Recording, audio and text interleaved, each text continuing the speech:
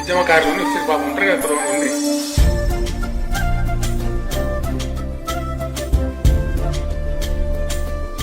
సరిగా నీళ్ళ సంగతి ఇచ్చిపెట్టు. నువ్వే పెద్ద పేరు ఎమ్మెల్సీ కావాలి.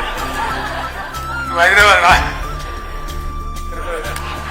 దాన్ని చెప్తారు. ఇక మీకు అడిగే అనుభవాలు ఇస్తే ఏం నడవాలని ఎట్లా నడుస్తుంది. అది ఆటోమేటిక్గా నడుతుంది.